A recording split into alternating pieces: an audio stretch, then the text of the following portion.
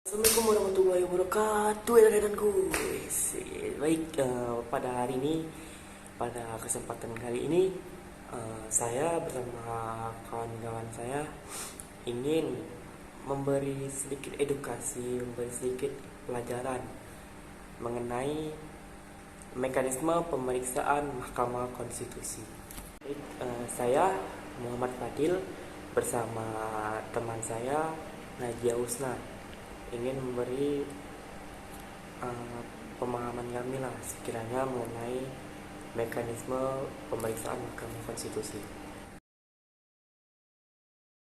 Baik, untuk yang pertama di sini kita akan membahas mengenai pendaftaran permohonan perkara, lalu ada penjadwalan persidangan, penggabungan perkara selanjutnya, dan terakhir itu jenis dan sifat persidangan.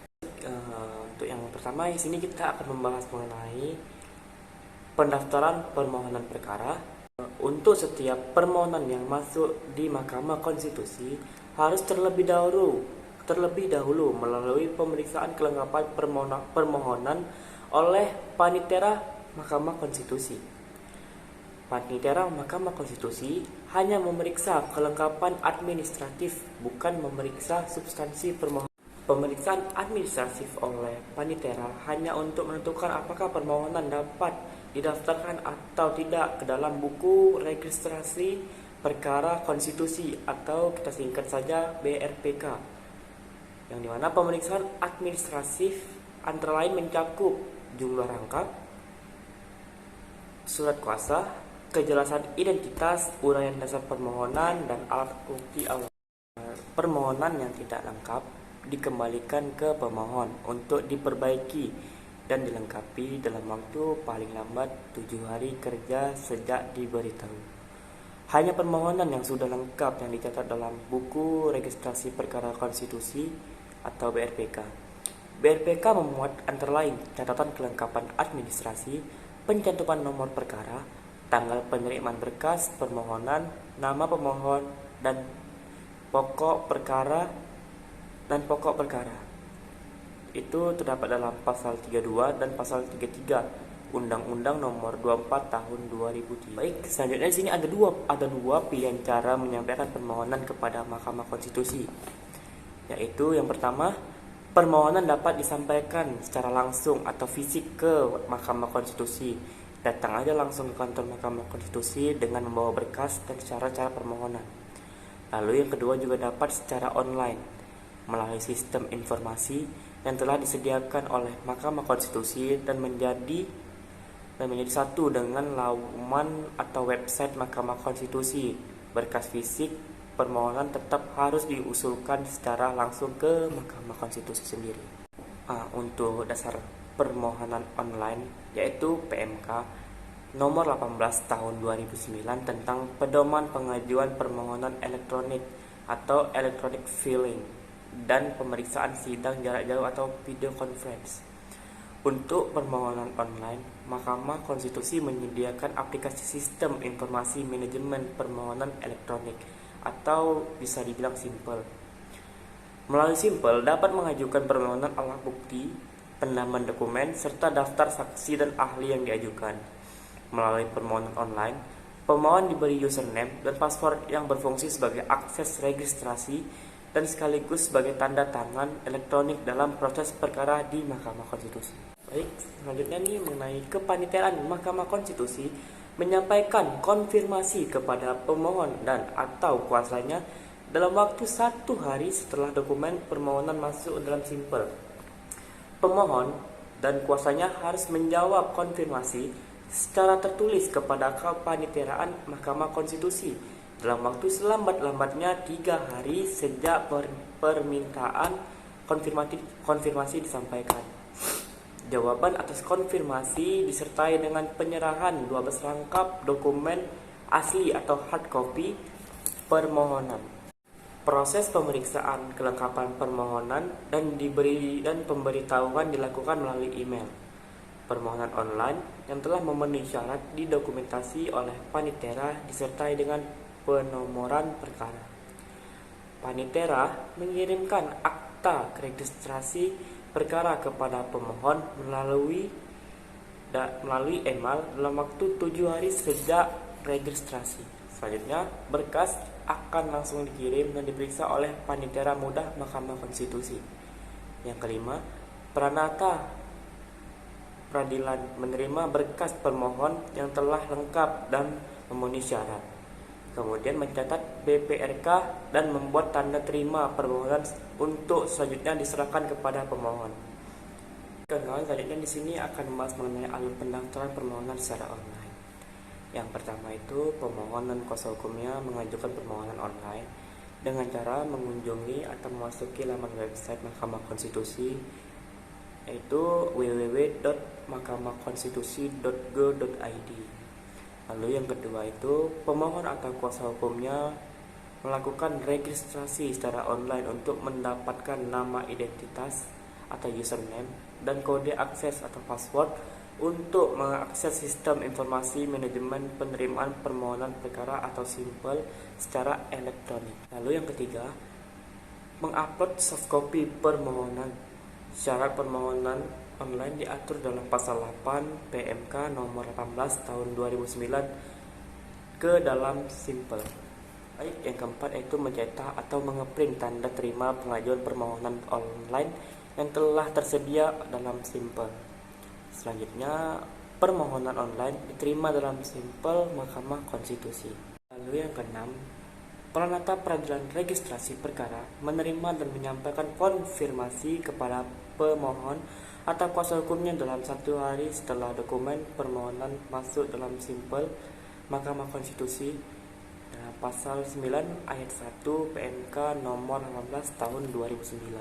Baik, selanjutnya yaitu yang ketujuh, pemohon atau kuasanya menjawab konfirmasi dengan menyampaikan secara tertulis kepada Kepaniteraan Mahkamah Konstitusi dalam jangka waktu selambat-lambatnya 3 hari sejak permohonan diterima oleh Mahkamah Konstitusi, dengan disertai penyerahan 12 rangkap dokumen asli atau hard copy permohonan. Baik, kita akan membahas tentang penjadwalan sidang, di mana setelah diregistrasi dalam BRPK, MK akan menetapkan hasil sidang pertama dalam jangka waktu paling lambat 14 hari kerja. Jangka waktu 14 hari kerja hanya penetapan jadwal sidang pertama, bukan realisasi sidang pertamanya. Pelaksanaan sidang pertama dapat lebih dari 14 hari kerja. Penetapan jadwal sidang pertama harus diberitahukan kepada para pihak dan diumumkan kepada masyarakat melalui papan pengumuman atau website. Pemohon dapat menarik kembali permohonan yang diajukannya kepada MK, baik sebelum maupun selama sidang pemeriksaan di MK. Penarikan permohonan berakibat permohonan pemohon yang sama dan substansi permohonan yang sama tidak dapat diajukan kembali. Pemohon dapat diajukan kembali jika disertai alasan konstitusional yang berada dalam permohonan sebelumnya. Penggabungan perkara dalam praktek peradilan di MK dapat menetapkan penggabungan perkara baik ketika masih dalam pemeriksaan maupun dalam putusan. Penggabungan perkara jika ada 2 atau lebih yang memiliki objek atau substansi permohonan yang sama. Biasanya perkara yang digabung adalah perkara sejenis, namun tidak menutup kemungkinan penggabungan terhadap 2 perkara dalam jenis wewenang MK yang berbeda yang punya isu hukum atau pokok perkara yang sama. Penggabungan perkara dapat juga dilakukan terhadap perkara yang baru, menyusul dimohonkan yang punya isu hukum atau pokok perkara yang sama. Penggabungan perkara dilakukan melalui ketetapan MK. Untuk perkara PUU, penggabungan perkara diatur dalam PMK nomor 6 PMK 2005 tentang pedoman beracara dalam perkara pengujian undang-undang. Menurut pasal 11 ayat 6 PMK tersebut, penggabungan perkara dapat dilakukan berdasarkan usaha panel hakim terhadap perkara yang satu memiliki kesamaan pokok pemohon, memiliki terkaitan materi pemohon, atau penggabungan atau pertimbangan atas permintaan pemohon. Penggabungan perkara dan putusan pertama kali dilakukan terhadap perkara nomor 11 PUU 2003 dan perkara nomor 17 PUU 2003 tentang pasal 60 huruf G Undang-Undang nomor 12 tahun 2003 tentang pemilu DPR, DPD, dan DPRD. calon legislatif bukan bekas organisasi terlarang PKI. Pada prinsipnya, penggabungan perkara dapat dilakukan sepanjang memiliki kesamaan jenis perkara dan pokok permohonan dan isu hukum. Untuk perkara PHPU, penggabungan perkara juga dapat dilakukan jika terkait dengan permasalahan yang sama.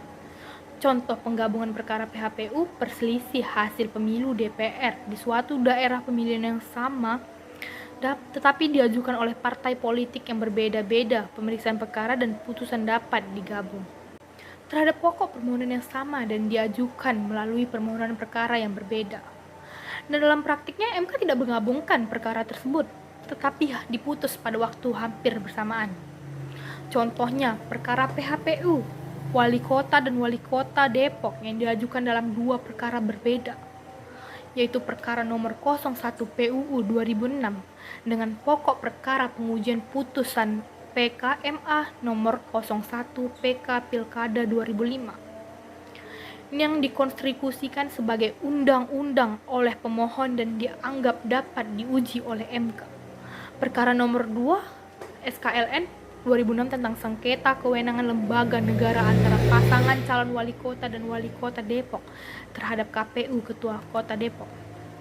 Jenis persidangan dibagi menjadi 4. Yang pertama, pemeriksaan pendahuluan. Yang kedua, pemeriksaan persidangan. Yang ketiga, rapat permusyawaratan hakim RPH. 4. Pengucapan putusan. Dalam perkara tertentu, tidak semua tahapan jenis persidangan dibutuhkan. Berdasarkan hasil pemeriksaan pendahuluan, planil hakim dapat melapor kepada plenol hakim bahwa suatu perkara sudah dapat diputus karena salah satunya pemohon tidak memiliki legal standing atau pemohon bukan merupakan kewenangan MK, putusan yaitu tidak dapat diterima. Yang kedua, pemohon punya legal standing dan materi pemohon merupakan kewenangan MK dan substansi perkara itu sudah sangat jelas serta bersifat urgen. Contoh, putusan nomor 102 2009 tentang Undang-Undang nomor 42 tahun 2008 tentang pemilu presiden dan wakil presiden. Hak pilih terus terdaftar dalam DPT. Putusan MK menyatakan hak pilih dapat dilakukan dengan menggunakan KTP atau paspor. Pemeriksaan pendahuluan. Persidangan untuk memeriksa kelengkapan dan kejelasan materi pemohon sebelum masuk ke pemeriksaan pokok perkara. Pasal 39 ayat 1 Undang-Undang nomor 24 tahun 2003. Dalam praktiknya, pemeriksaan pendahuluan digunakan untuk pemeriksaan aspek legal standing pemohon, apakah materi pemohon merupakan wewenang MK. Pemeriksaan pendahuluan menjadi dasar apakah suatu perkara dapat dilanjutkan atau tidak. Pemeriksaan pendahuluan juga dilakukan untuk mendeteksi kejelasan materi pemohon. Pemeriksaan pendahuluan mencakup pemeriksaan terhadap hal-hal dan tujuan berikut. 1. Identitas dan kualifikasi pemohon, kewenangan bertindak dan surat-surat kuasa. Yang kedua, kedudukan hukum pemohon. Yang ketiga, isi pemohon merupakan wewenang MK. Yang keempat, jika perlu, pemohon dapat disederhanakan. Pemohon yang memiliki posita dan petitum yang sama dapat digabung. Yang kelima, melakukan perbaikan pemohon baik atas nasihat hakim maupun atas kehendak pemohon. Perbaikan paling lambat 14 hari. Yang keenam, alat bukti yang akan diajukan. Yang ketujuh, saksi dan ahli pokok keterangan yang dapat diberikan. Yang kedelapan, pengaturan jadwal sidang dan tertib persidangan. Biasanya pemeriksaan pendahuluan dilakukan oleh majelis panel hakim, namun dapat juga oleh majelis hakim pleno untuk perkara yang sangat penting dan harus sangat segera diputus. Saya akan membahas tentang pemeriksaan persidangan yang dimana pemeriksaan ini memerlukan alat bukti, keterangan termohon, keterangan saksi, keterangan ahli, dan keterangan para pihak terkait.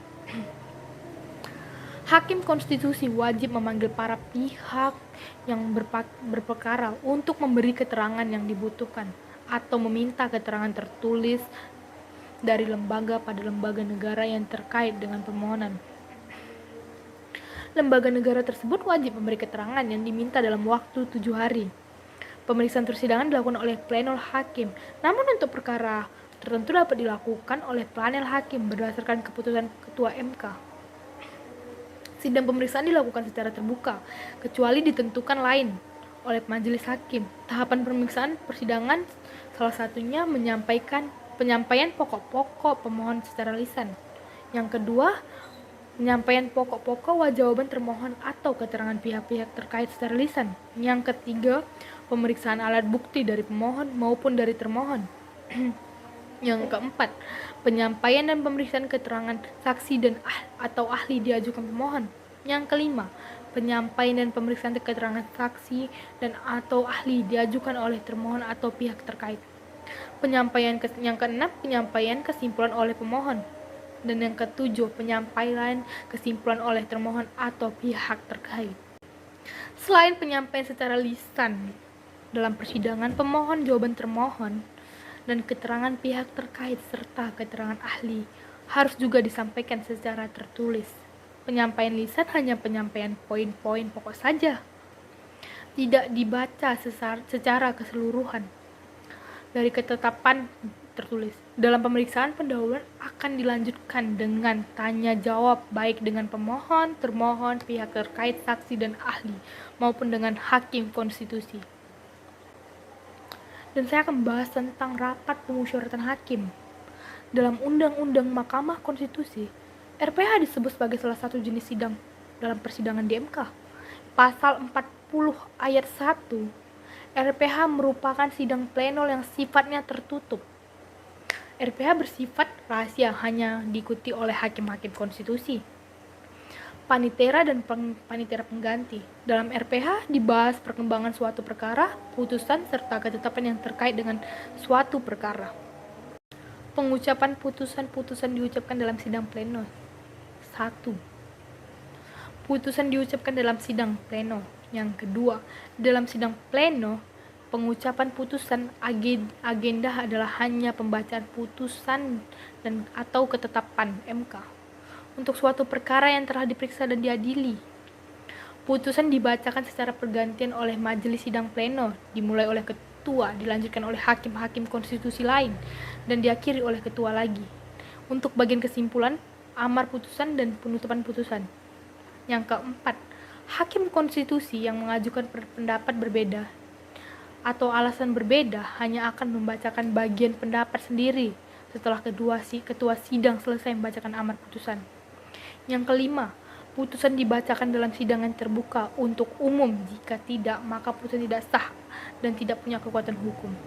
Persidangan jarak jauh merupakan materi terakhir saya di sini, yang dimana MK menyediakan persidangan jarak jauh atau video conference. Persidangan jarak jauh dilakukan berdasarkan permohonan atau pemohon atau termohon atau kekuasaan yang dituju kepada ketua MK melalui kepanitraan MK. Permohonan persidangan jarak jauh harus disampaikan 5 hari kerja sebelum waktu persidangan jarak jauh dilakukan. MK akan memutus apakah permohonan persidangan jarak jauh diterima atau ditolak. Kepanitraan MK memberitahukan keputusan permohonan persidangan jarak jauh dari 2 hari sebelum sidang dilakukan, sekaligus sebagai panggilan resmi sidang. MK menempatkan sarana video conference di 40 perguruan tinggi di seluruh Indonesia yang dapat digunakan secara gratis. Terima kasih. Oke kawan-kawan edan-edanku, jadi mungkin itu saja yang bisa kami sampaikan, yang bisa kami paparkan kepada kawan-kawan semua mengenai mekanisme pemeriksaan Mahkamah Konstitusi. Mungkin dalam penyampaian kami masih sedikit bluber atau masih sedikit acak-acak, ya kami mohon maaf. Karena pun kami di sini juga masih belajar dalam penyampaian secara video seperti ini. Mungkin sekianlah mengenai paparan kami. Lebih dan kurang kami memohon maaf. Hanya kepada Allah kami mohon ampun. Wabillahi taufiq wal hidayah. Wassalamualaikum warahmatullahi wabarakatuh. Tetap belajar dan